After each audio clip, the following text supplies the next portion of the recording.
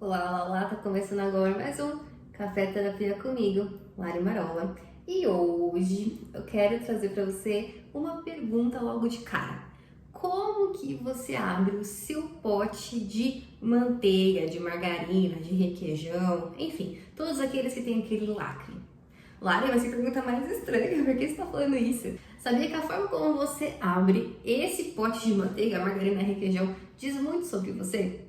Pessoas que às vezes abrem devagarzinho, sabe o lacre? Devagarzinho, aos poucos. Às vezes são pessoas que no seu dia a dia também acabam pensando 2, 3 vezes antes de tomar uma decisão.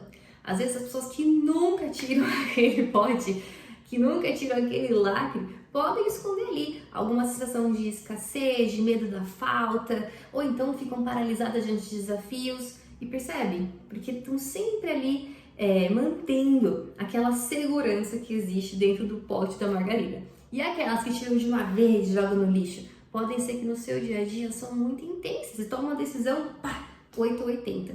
E por que isso é interessante a gente analisar? Porque a tendência é que a gente repita tipos de comportamento ao longo do nosso dia. Então a nossa mente ela entende que para economizar energia é melhor ela repetir padrões de comportamento a todo momento.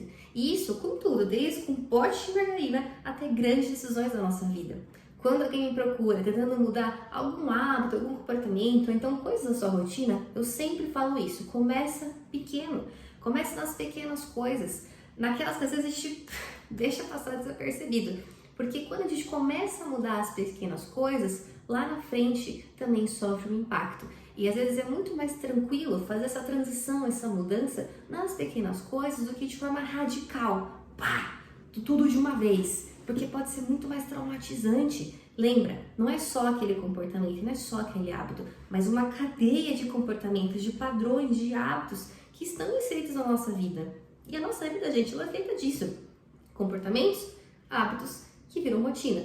Comportamentos é aquilo que a gente faz todos os dias. E se a gente faz com muita frequência, acaba ficando automático, virando um hábito.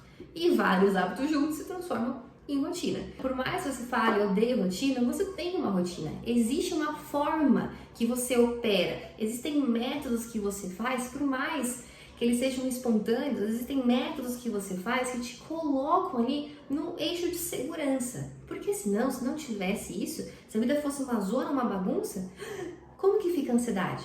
Como que fica o nosso estado de alerta? Então a gente precisa de algumas coisas que mantêm a nossa estrutura segura. Perceba que em momentos em que toda hora alguma coisa acontece e você percebe essa instabilidade, você fica instável, você perde o chão, né? Que a gente fala, perdi o chão, perdi a base, perdi as estribeiras. Por quê? Porque são muitos momentos de muita inconstância e nós precisamos de constância, de padrões de comportamento para conseguir ter equilíbrio na nossa vida. Mas nem sempre significa que o que a gente está construindo de fato vai trazer equilíbrio, vai ser positivo. E aí, eu quero trazer para você uma reflexão do apóstolo Paulo lá da Bíblia. Ele fala em Romanos 7,18, eu vou ler para vocês.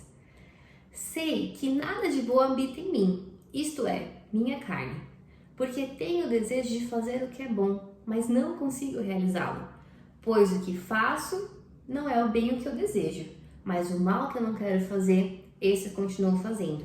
Ora, se faço o que não quero, já não sou eu quem o faz, mas o pecado que habita em mim. Assim, encontro esta lei que atua em mim. Quando quero fazer o bem, o mal está junto de mim.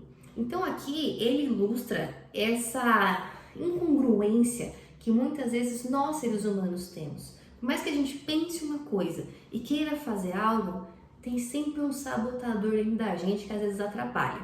Aquela famosa frase, começa segunda-feira a dieta. Quantos já ouviram isso? E quantos de fato começaram a dieta segunda-feira? É muito difícil muitas vezes começar a dieta segunda-feira, porque não é só uma dieta, é todo o combo. É comer diferente todas as refeições, é fazer atividade física, é conseguir ter uma mente saudável. E se a pessoa não tem isso hoje, se ela é extremamente sedentária, come tudo errado, tá cheia de embutido, de enlatado dentro do corpo, como ela vai mudar tão rápido, da noite pro dia? A chance dela se traumatizar é enorme. E aí parar de vez, não concluir. Então perceba que esse exemplo de Paulo, por mais que ele traz para essa questão espiritual, né, do pecado, do erro, das coisas que eu faço, que eu sei que são danosas para minha vida, Se a gente for parar para pensar, a gente acaba fazendo isso também no nosso dia a dia. Coisas que nos prejudicam, que a gente sabe que não deveria estar fazendo, mas faz porque é maior do que nós.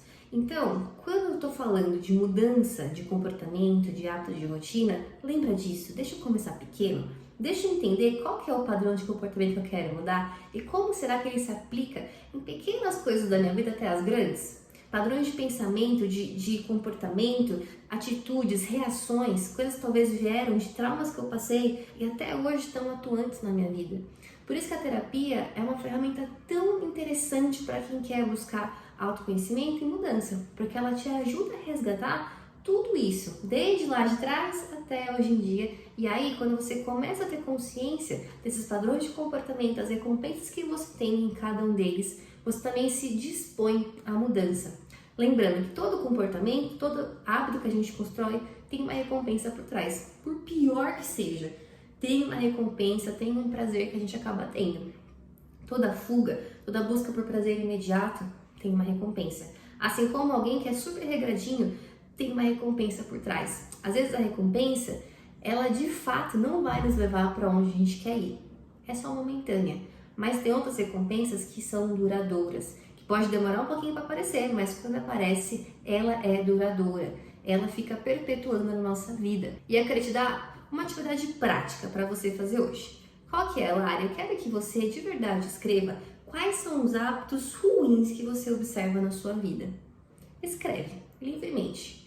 Eu percebo que talvez eu grito com as pessoas, eu percebo que eu não me comprometo comigo como eu deveria, eu percebo que eu sou sedentário, que eu não consigo estudar, procrastino muito. Escreve, sem preconceito, só escreve.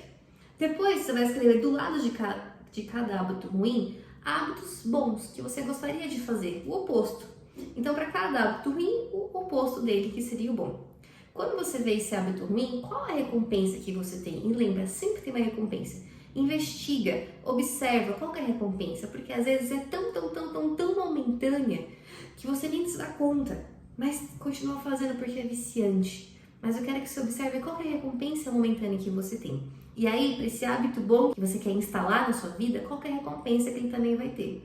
Sempre vai ser difícil fazer essa mudança, mas a gente tem que pôr na balança. Putz, é difícil continuar assim também. Então, por mais difícil que seja mudar, pelo menos eu vou ter uma recompensa muito maior a médio e longo prazo, ok?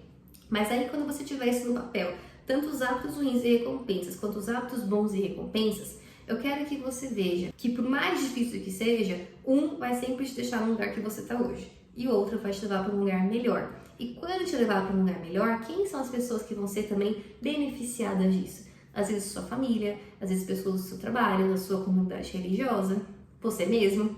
E aqui, quantas acabam sendo influenciadas porque respinga nelas os seus hábitos ruins? Então perceba que às vezes sozinho a gente não vai conseguir fazer essa mudança. E aí a gente vai pedir ajuda para essas pessoas aqui que você também beneficiadas, para nos ajudarem a manter esse hábito em dia. Porque eu sei que sem uma rede de apoio, no dia mal a gente tende a desistir de tudo. Então não vamos desistir, a gente tem que manter o foco aqui. Pensando que eu quero que você planeje essa mudança, tá?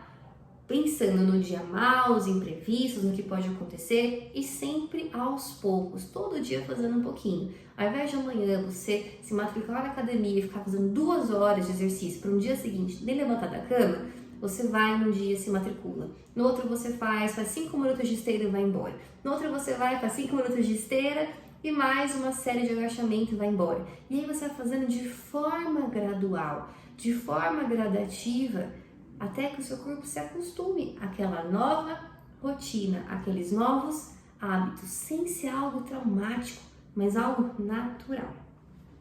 E aí, tinha parado para pensar nisso? Talvez hoje você vai abrir o pote de margarina de uma forma diferente e sempre lembrar de mim e desse exercício aqui de mudança de hábito. Eu espero que esse episódio tenha te ajudado e eu te espero no próximo Café Terapia.